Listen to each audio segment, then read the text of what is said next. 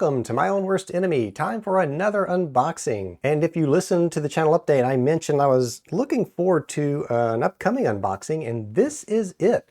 This is Task Force Carrier Battles in the Pacific. This is from VUCA Simulations. It is a game designed by Genichiro Suzuki. I actually own The Great Crisis of Frederick II from VUCA, and the game is good, but what really it stands out to me from that game are the game components, and the game components are fantastic. Now, I am a Pacific World War II theater junkie, so I love these types of games that are set in the Pacific during World War II, the carrier games, and even the ground combat games. I love those games. So I'm really looking forward to seeing how these components look, and that's really the main reason for this unboxing, is so we can check this out together to see what those components look like. I got a good feeling about this one.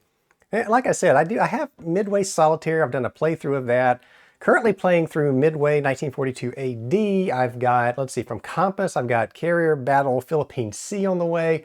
So if you're a Pacific Theater World War II junkie like me, these are good times indeed. So, and I should mention that this actually is a re-release of a 1982 game. It's a series I've never heard of. It's World War Games, same title, Task Force. It was released in '82. This was re-released from a Japanese wargame publisher later, and now VUCA has it, and they are re-releasing it with some changes, which they note, and I'll pop those up on the screen so we can take a look at that.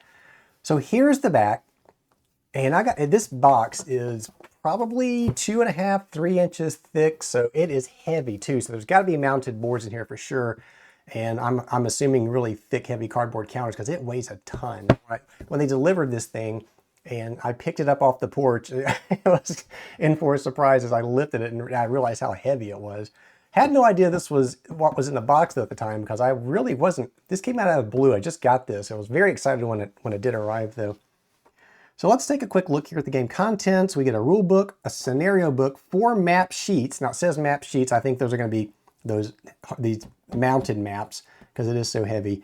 We have looks like about I'm gonna say almost 600 counters.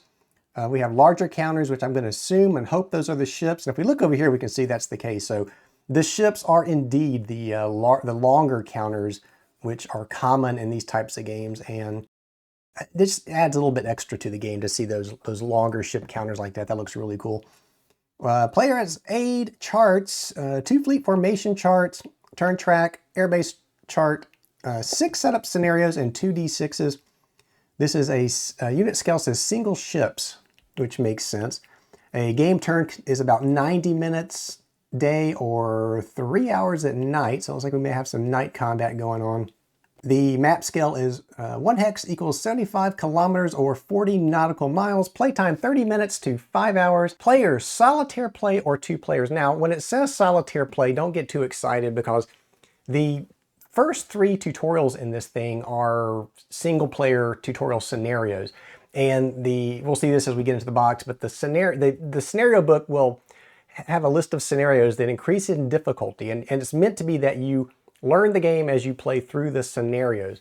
So those first 3 scenarios I know are solitaire only. So I'm thinking there's not a specific set of solitaire rules in this box to play it solitaire.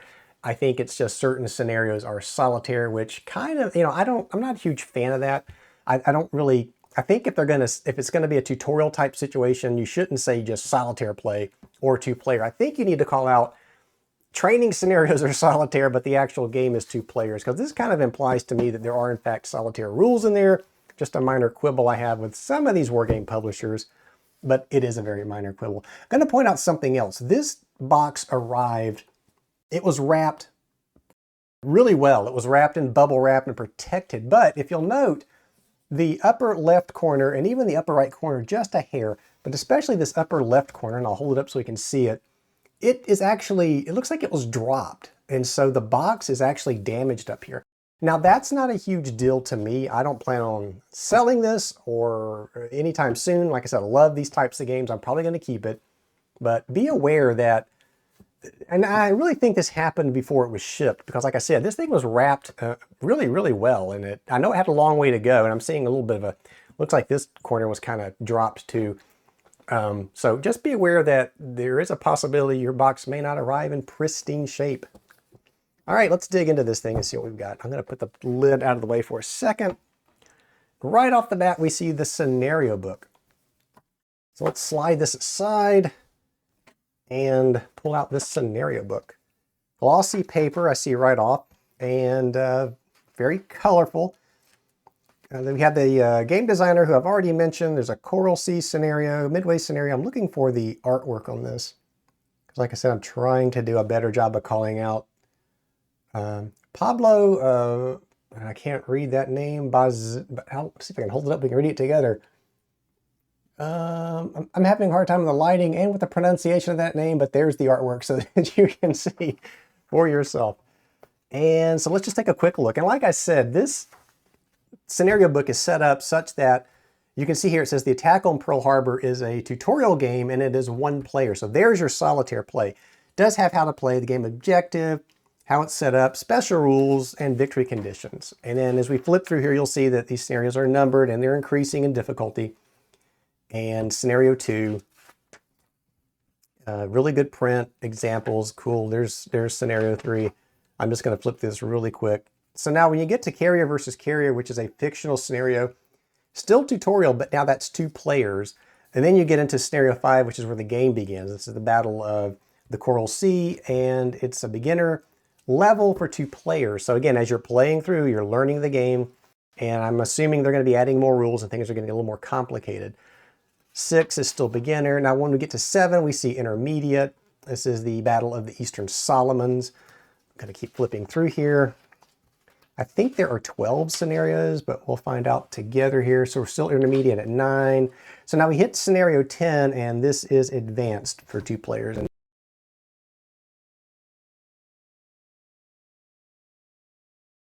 the islands, this is a custom scenario, second half of 1942, so that's interesting. And so actually 12 is creating new scenarios. So this is really appreciated when the designer does this, or the publisher together with the designer does this. So you have your ability to create scenarios from this, which will increase the replayability of this game quite a bit. Which if it's a very good game, that's great, right? So there's some optional rules and some strategy and tactics. So that's the scenario book. Again, very nicely printed. Here's the rule book, which feels to be about the same size as that scenario book. So this is 19 pages. Scenario book feels a little thicker, actually. So yeah, it's 26 pages. So not rules heavy. Again, it's the same paper, the glossy paper, nicely printed. And there's an introduction and an explanation of components. And there's those components. And we can see that we have, and we'll see these as we pull the counter sheets out, but there's the ships. You have a full strength side and a reduced side, which looks like the numbers go down for the reduced side by 1, it looks like. Now, there's a game I have on, I'm trying to think of the name of it. I think it is Fire in the Sky might be, I'm not sure, but I know there were some complaints about those counters in that they were hard to read, and I think the fronts and the backs look pretty identical, and these seem to look like that too. So you can tell that there is the full strength side and the reduced strength side almost look the same. There's nothing that really stands out that would say that they're different. And I do notice that it looks like, well, I don't know. So there's fewer ships on this side for the full strength destroyers. The carrier, it looks like there might be some smoke. You can see some smoke coming off. Let me hold that up so you can see. And we'll look at the counters to make sure this is the case. But you can see some smoke on that carrier. It looks damaged. Kind of hard to see, but it looks like pretty nice looking counters nevertheless. There's aircraft, game markers, player's aid sheets, all those good things, zones of controls. So the rule book is just going to walk us through how we do this. I'm going to flip through it real quick to look at. There's the sequence of play. That's good. Here we go. Examples. We want to see examples of play. So that's naval movement, naval combat, aircraft operations. Not a very complicated looking game. This kind of looks like the game I'm playing through now, Midway 1942 AD. It's not a rules heavy game, and it's pretty fun to play. If you're watching that playthrough, you can tell I'm enjoying it. Next we have, looks like a turn marker. So this is kind of nice. Again, it's, look at, even the back is printed. Let's see if you can see that. Task Force. So that's pretty cool. Nice thick cardboard, nice print. It's got that textured feeling, the matte textured feeling. So very impressive. Let's set that aside. Again, Vuga is just tops when it comes to components, game components. Get 2 D6s, you get a red and a blue, of course. If you watch the channel, you know I have specific themed dice, which you will be seeing. All right, so let's dig a little further in. Now we're getting to the counter sheets. Oh my, this box, we hadn't made a dent in the box yet. Maybe there's a cardboard thing down there poofing it up or something. So let's take a look at these counters, and they are nice looking counters indeed. I'm gonna hold these up. These are, they look like they're just regular cardboard core. They're pretty thick counters. They look like they are pre-rounded. So let's see. There you can see some of the aircraft, the ships that are involved. Those are some searchers. And on the flip side, you can see, again, the difference between the full strength side, I'll hold this up again so you can see, and the flip side, there is some smoke coming off of the ships, so you can see that they're damaged. That's going to be hard to see in play. So maybe there's some damaged markers that go with this to make it easier to see. If not, I will provide those myself. Another counter sheet of ships and game markers. There's some canned land markers down there for the carriers. And this looks like just some more game markers for use in the game. Now I'm looking at the ships. These are all the American ships, and there's a lot of those. Just pretty impressive in and of itself. And then we get to those like the Japanese ships and planes. We will hold those up for you to look at. You notice that it has the, compared to the Americans, it's of course got the red colored banding on the ship, so you can tell those apart easily. And again, the damaged side looks like it has the smoke coming off of the ships. There's the airplanes. They are just flipping. I guess, see, if those are damaged, you know, let's just check one out here. Let's look at this. What is that? I can't read the text. The lighting here is terrible, but it looks like the reduced side for that is actually a different color, making it very easy to tell that an aircraft is damaged. So wondering what happened with the ships there, but these are beautiful counters. Again, just a quick look at the Japanese aircraft and naval units. And let's go down to the next thing in the box, which looks like Ford Island, the attack on Pearl Harbor. This is a beautiful map, and the paper, it almost feels like canvas. I don't think it is canvas, but it feels like it, and there's a little bit of print on the back of that. That's really, it's just this weird texture on here. It's almost like a canvas piece of paper. I don't know what that is. Be interesting to find out. But that's beautiful artwork. It's centered around Ford Island. So the scenario, like I said, this is, I think, the first scenario in the box. It is a tutorial, so it is probably gonna be a quick playing scenario, but that's really neat looking to see. Now we're getting to some of the maps, it looks like. I think it said there were 4, if I'm not mistaken. This is the Battle of Java Sea, and not a lot to see on this map except ocean, which makes sense. And it looks like these are maybe starting locations for the Japanese and the Americans. So this looks like a pretty small scenario. And on the back side of that, well, this is another scenario, the sinking of the Prince of Wales and the Repulse. So that's just open sea as well. So that's a small game map. And I know there's other ones in here, but it looks like we're going to get into some scenario cards. And this scenario card, so it's 1 through 3 on the front and 4 and 5 on the back. And I thought there were multiple cards here, but this is thicker than the counters. This is a really, really thick cardboard, almost like the map. It's a really thick cardboard sheet that has this information on it.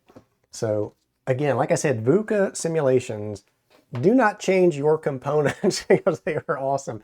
Another card, this is the rest of the scenarios up through, it looks like scenario 8, and let's see if there's another one in here.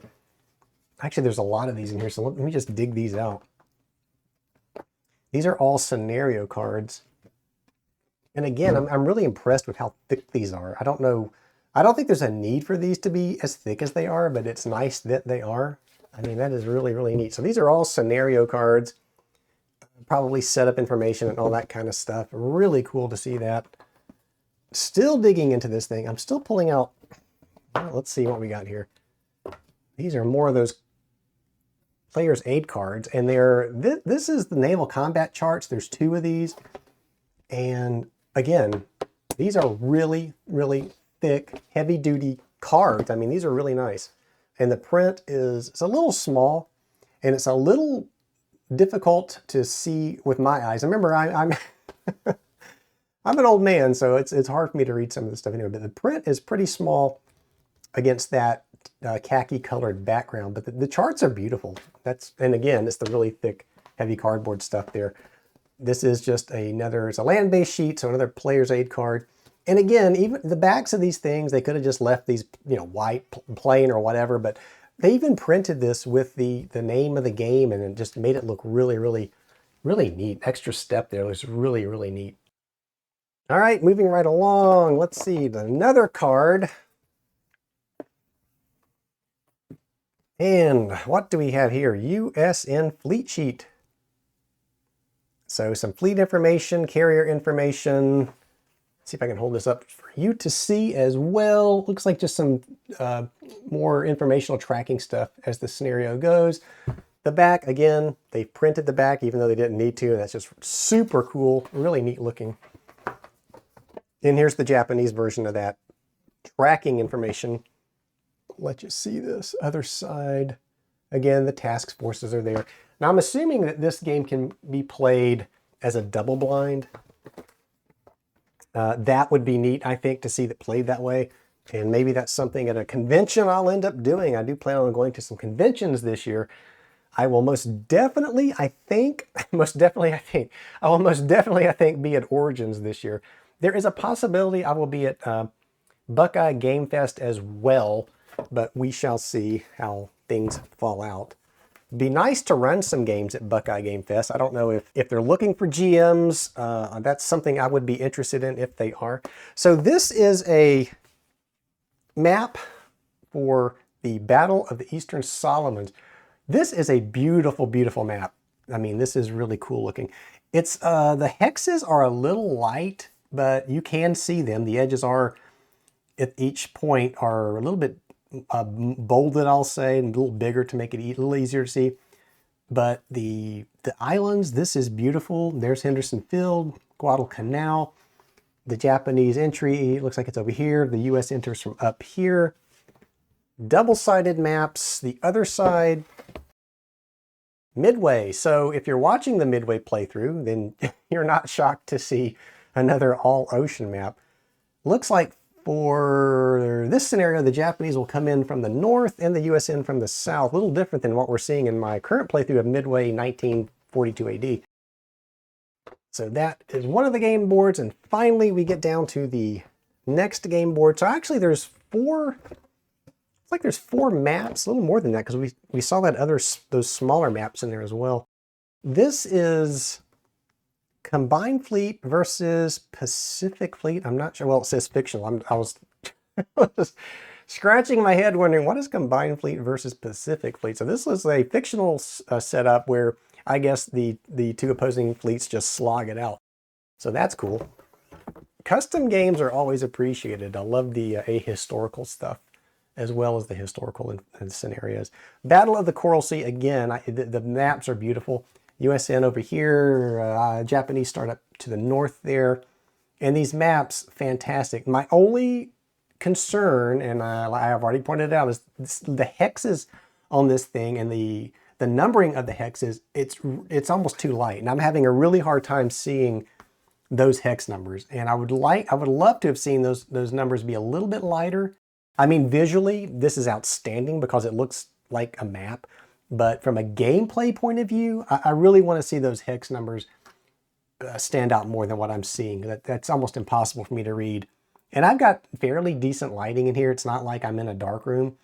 For recording these things, I have to have fairly, adequate lighting. Like I said, my eyes are bad, but it is really difficult to read some of the text and definitely those hex numbers. So that might be a concern. All right, we've hit the bottom of the box. So I'm going to grab the lid of this thing and put it next to the bottom of that box so you can see it as we close out here. I am looking forward to trying this one, and I'm going to just grab the rule book here real quick again. Scenario book. I just want to see if they talk about double blind scenarios in this thing. And it's probably going to be in the scenario book, not the rule book. And I open it up almost to the back, and what does it say? It says blind games. I think they mean double blind, or games with 2 boards. So just glancing, it's well, it's there. So yeah, this might be an interesting one to play double blind. So we'll have to look into that. And like I said, maybe at a convention, I'll carry this one up and we can play it and try it together. All right, that's it. I just wanted to dive into this one. Like I said, I was looking forward to this one ever since I pre-ordered it from VUCA a while back. It's been a while since I ordered this thing, but it's here. The components look outstanding with a few quibbles. If you want to see a playthrough of this, keep watching the channel. Subscribe if you haven't so you can be notified that the playthrough is coming up. And as always, if you like what I do, please consider giving the video a like, and I will see you back here next time.